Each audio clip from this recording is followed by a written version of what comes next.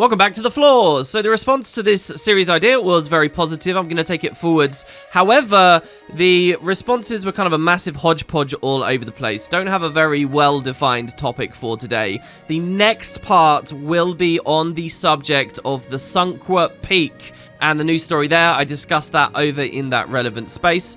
But for today, I have a selection of highly thumbed responses from you guys on the last part. Footage in the background is, hey, Cantha, because why not? We're in Guild Wars 1 here, and I want to refamiliarize myself with the game in case I end up doing a new Winds of Change playthrough for you all here in 2020.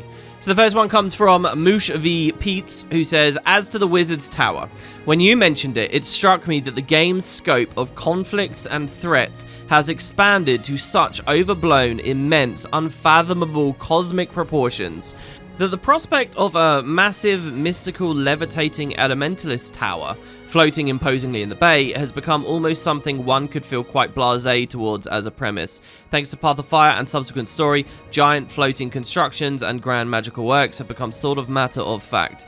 I think you're right about this. I'm still very compelled about the Wizard's Tower, but maybe I'm finding it hard to disconnect my initial early game fascination with it. It is also true that way back in Eye of the North, there was lots of floating rocks and things, but I had seen the Wizard's Tower before even that, with the original release in Prophecies. I don't think that I can deny, though, the feeling I had of specifically exploring Garenhof, with all the weird, sinister dialogue that was filtered through there, the mystery with the elementals, and of course, yeah, the tower itself is being rendered in a really beautiful way in this game. It's true that, especially in the most recent patches, we've had these really grand, incredible places that we've been to. Maybe the tower looks a little bit less interesting, but I'm still really compelled by that mystery.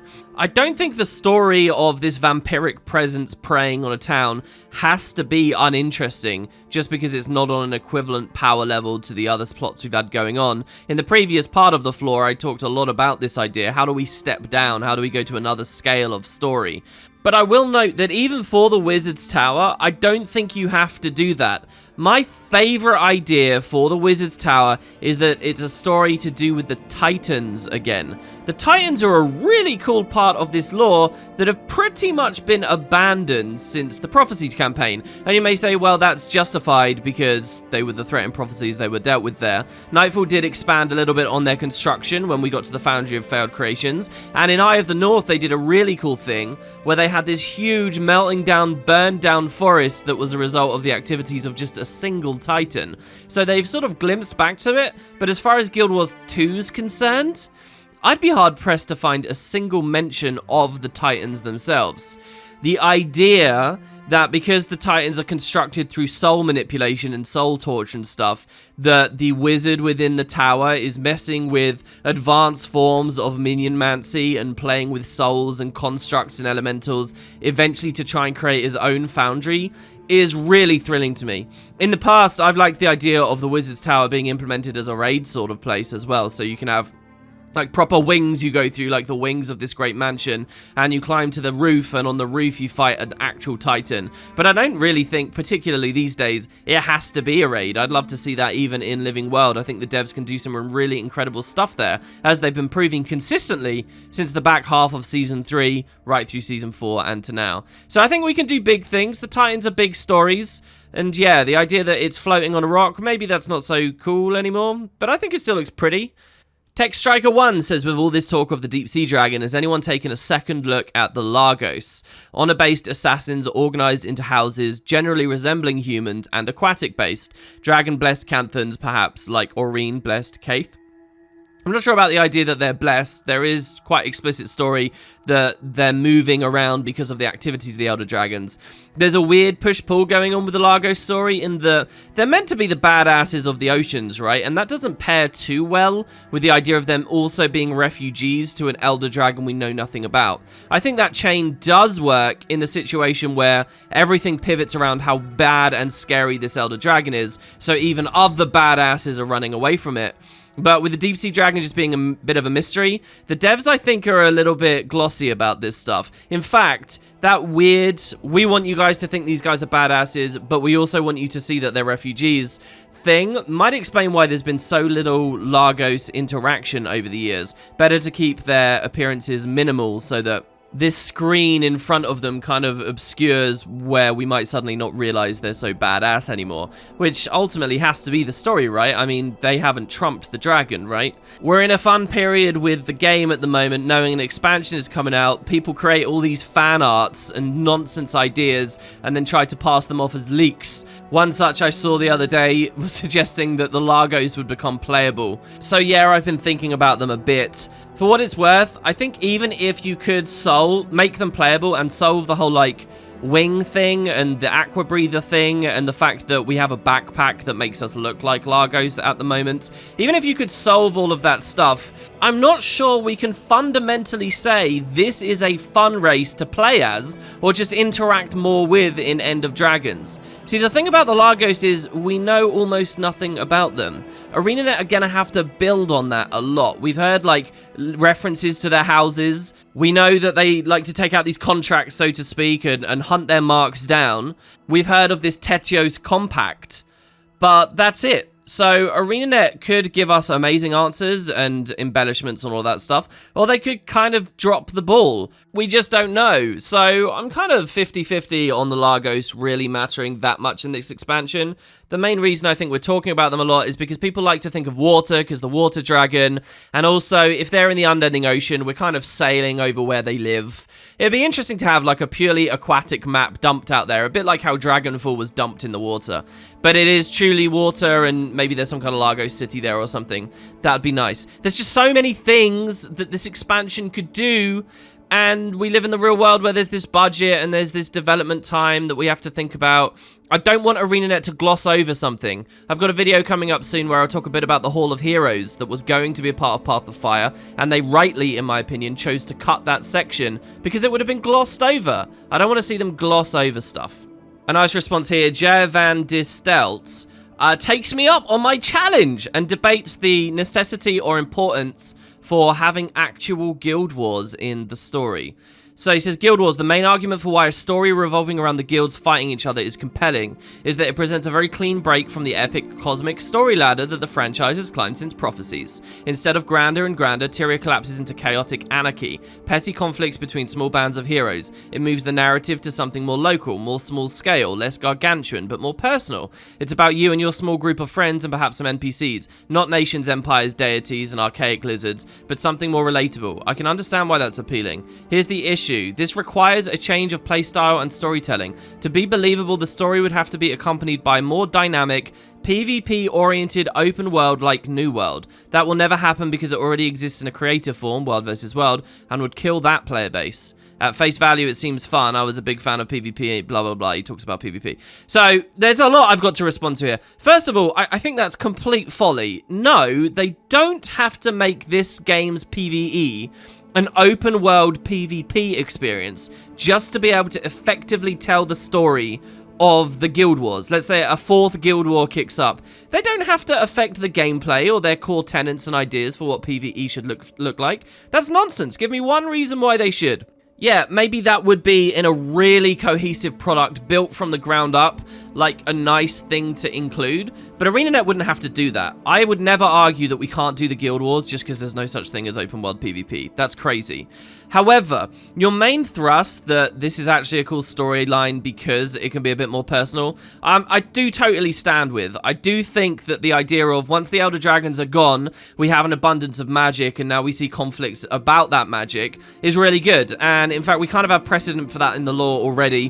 When you look at when the gods split open the Bloodstones, gave that magic around, it caused chaos, right? And a phase of the planet that's a little bit like that again is totally rich in story. In fact, I would have thought like a Guild Wars 3 could have been about such an era, you know, maybe 500 years off in the future.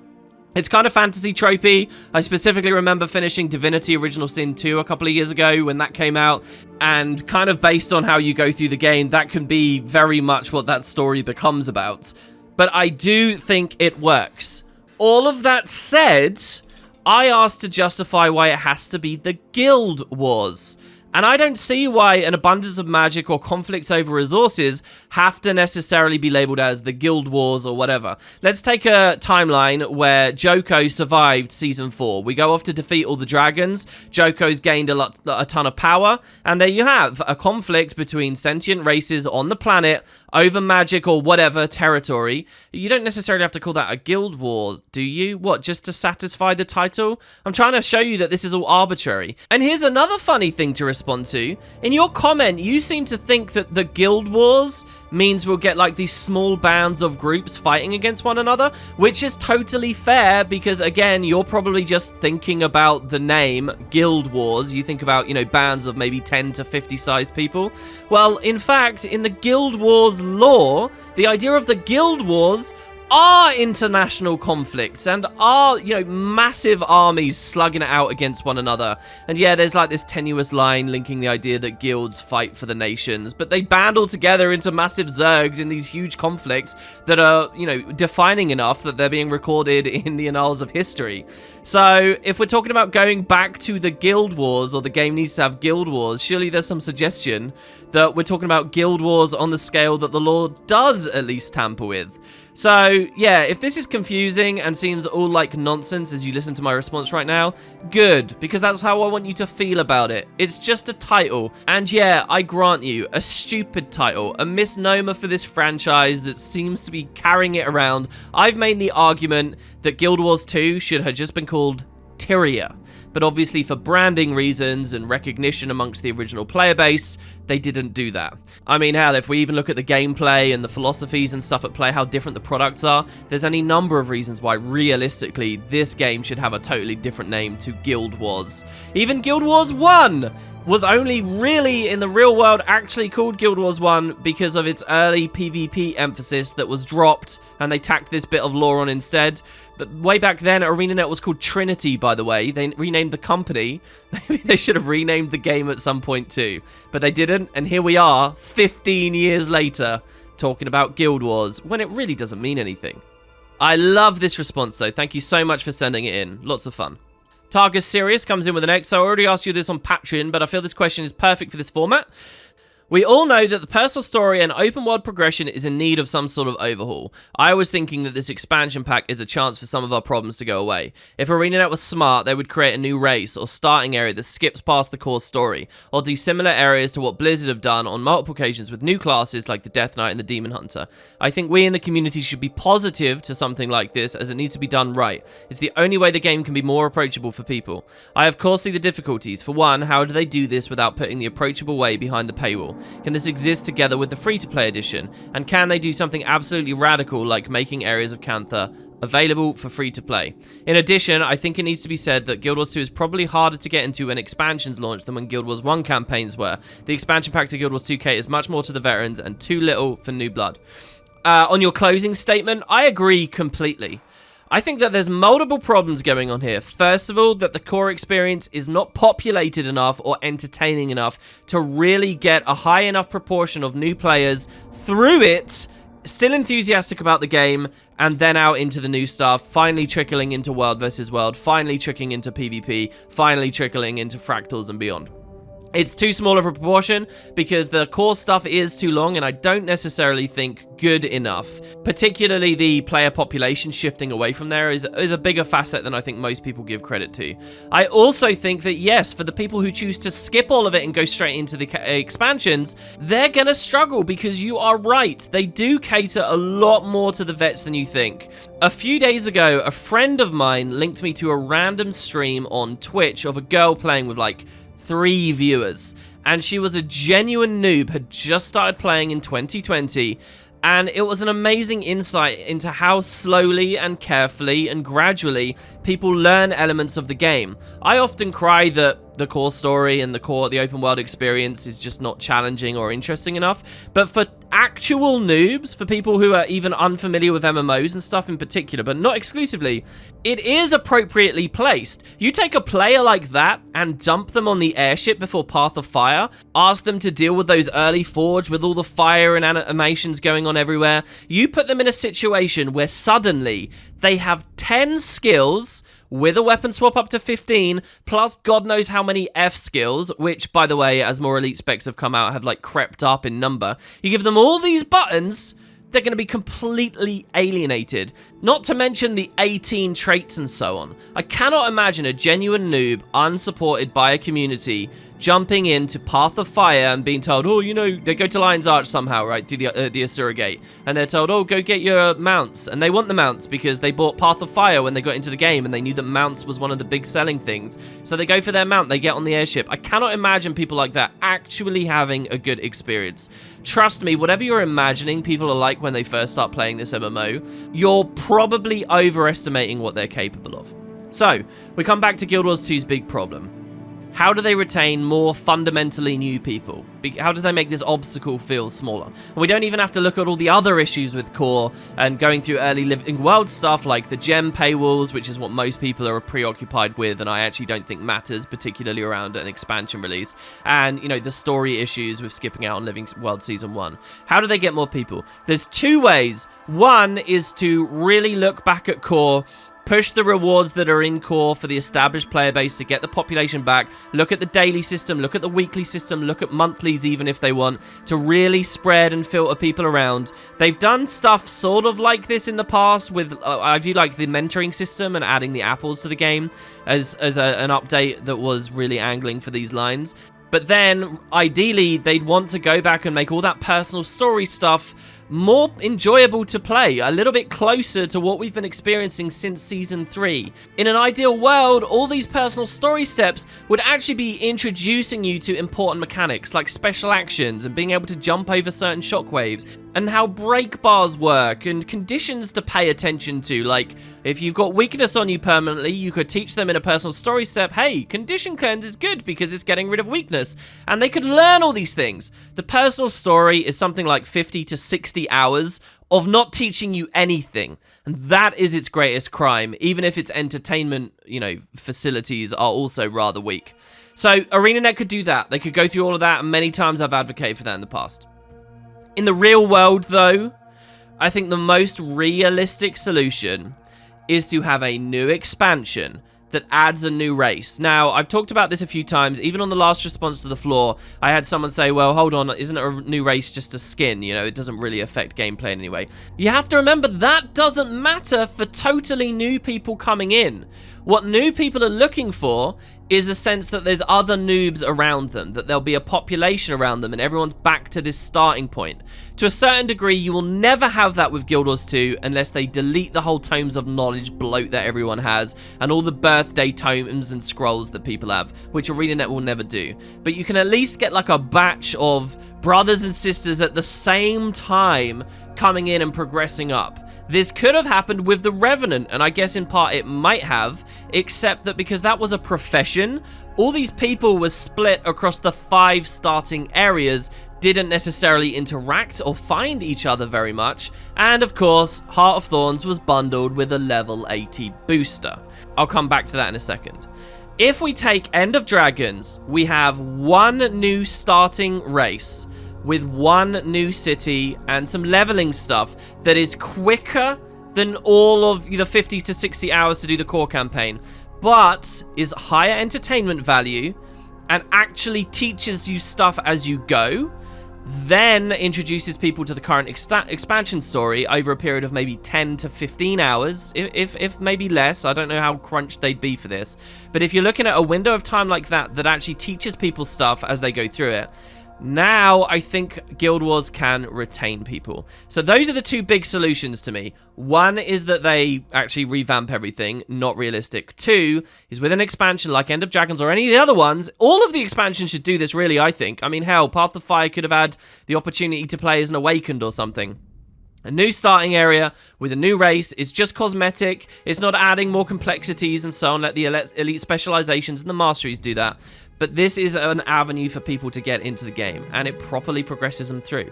Now, I know ArenaNet might be a little bit cagey about that, because ultimately that's kind of what they were doing with Guild Wars 1. They didn't like doing all the new tutorial zones over and over and over again. But hey, Guild Wars 2 expansions are way less regular than those campaigns were. And let's call a spade, this is the best way to go for how the game has ended up. Might not have been planned, but I think it's a good solution. There is a third solution, and that is what ArenaNet themselves have actually done, and it's the level 80 booster. They've said, no, Corteria is too much work, no, a new race is too much work, just give them a level 80 booster and dump them in. That's why the Revenant wasn't so successful, because people just made their Rev and bumped it to level 80, and there you go. And even new players made their Rev and bumped it to level 80. And how many stories were there as Heart of Thorns came out of people finding the game too hard, to the point that they actually nerfed a lot of the jungle down after initial beta response? Do you guys remember that? And that was with the betas with the incumbent audience, largely. If you look at real discussion about Guild Wars 2 from outside of the community, people really struggle in the jungle. They really struggle even in the desert. The desert has like all these blind effects. It's a bit easier because the mounts let you skip so much stuff in the desert, and the whole balance of gameplay has shifted completely ever since mounts came into the game. Probably a discussion for another day. But it is too complex. Too many skills, too many effects, too many animations. Hell, people need to get used to just what it means to like be able to move while casting or move while using melee abilities, and what auto-targeting is doing, and all those initial gameplay settings that would probably be better being tweaked and stuff. You can't just throw them in. You can't give them a level 80 booster and think it'll all be fine. What I find especially like gross about it is what ArenaNet's essentially done, cleverly you might say, is double dip. The 80 booster is actually bad for the game's long-term health, I think. And they sell it to you as a perk. You know, people look at that and they're like, oh, I can get to level 80 instantly. And that's doomed to a certain extent. But it's doomed to go through the core stuff as well. That's why I say the real way out is add the Tengu, baby, and let the new people level in a real environment. It's a lot of work, but if they don't do mounts this expansion, hopefully all the resource and energy that went into that for POF can come into this. Make the expansion take longer to come out if you have to. Do this, and Guild Wars 2 will grow, just as we've seen the other big 3 MMOs of the West continuing to grow. Next, we have Matezus Zeluk, who says, when we talk about Steve living in under anywhere near Cantha, we can't ignore the existence of the Jade Moor Fractal, where we can see freaking Kraken in the Jade Sea, and the name Moor, like other champions of Elder Dragon, suspicious. Yeah, you know, you mentioned this, and obviously I've been back in Fractals because of the Sunqua Peak recently. And I realized that I've not thought enough about the Jade Moor. Like, I know it's there, but I was curious to remember the enemies, the Wind Riders you're fighting there, are called Irukandji. So Irukandji are jellyfish enemies, corrupted jellyfish that float around, drift on the Jade Sea in Guild Wars 1. In Guild Wars 2, when they did the Jade Moor Fractal, they were clearly doing a Cantha thing. They were clearly nodding at, like, Zu Hanuku or whatever, you know, from the Luxon storyline stuff. And they put the Irukandji in there. They never went so far as to make them proper jellyfish. They're just Wind Riders, but they have that name. That's a Canthan type of enemy, guys. And yeah, you got the big tentacles and the more. This could all be really cool if eventually it somehow ends up tying to the Deep Sea Dragon. What I'd also love is, I don't know what ArenaNet will do with like the fauna. I actually kind of want to do a video where I detail all the cool enemies and creatures we might get in the expansion. But Irukandji are one of them, and I'd love to see proper Irukandji, as in floating magical jellyfish.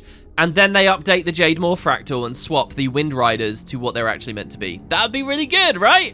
They've done stuff like that before. The Desert Borderlands predates Path of Fire, but it had an after Path of Fire update where they populated the new deserty creatures in there. So maybe they could do a little bit of that cross-pollination. That would be fun. So there you have it, guys. That's the next part of the floor. Please, if you've got ideas, drop them down below. And again, thumb stuff up. Topics and interesting stuff you want to see. Remember, the next part is on Sunqua Peak. I know that you're probably thinking about a ton of other stuff because we've discussed a ton of other stuff here. But if you've got any thoughts on that, you can leave it on that video or this one. I want to close out as well with this massive comment here from Ailes, which I won't get time to get to. But talks, I think, in some very intelligent ways about why we're not too connected to the Guild Wars 2 cast of today, as opposed to how connected people feel to the great heroes in like World of Warcraft, particularly is his big comparison point here. And I think he's got some real energy there and some real good ideas about how consistently we see our characters and how they're used versus in those other games. So thanks to Ailes for that. Sorry I couldn't get to a full response. But yeah, drop your stuff down below, guys. I am not scared of walls of text. I'll see you next time.